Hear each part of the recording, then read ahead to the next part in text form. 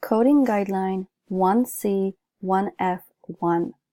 This guideline pertains to Zika virus infections, and it states to code only confirmed diagnoses of Zika viruses as it is documented by the provider. This is an exception to the Hospital and Patient Guideline Section 2H, and if you're not familiar with this section, I recommend pausing the video and going to guidelines to look up that section. But for our purposes in this context, confirmation does not require documentation of the type of tests performed, and the guideline states that the physician's diagnostic statement that the condition is confirmed is sufficient.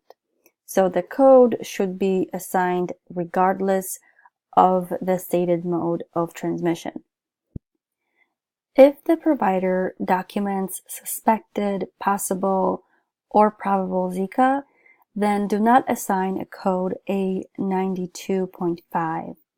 Instead, assign codes explaining the reason for encounter, such as fever, rash, or joint pain, or assign code Z20.821, contact with or suspected exposure to Zika virus. So, for example, in this coding scenario, the patient presents with fever and muscle pain and is admitted for possible influenza. Infectious disease consult diagnosed Zika virus.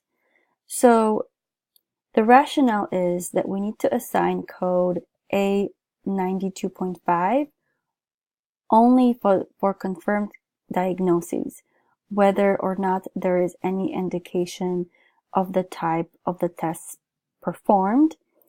And in this case, the disease consult confirmed the diagnoses of the Zika virus. In order to path this, we only need to type in Zika and it will take us to code A92.5 directly.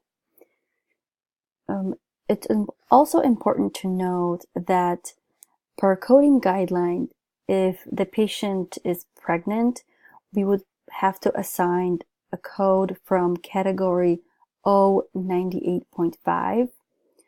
Other viral diseases complicating pregnancy, childbirth, and the puerperium, and then we would follow it by code A92.5 for the confirmed Zika virus.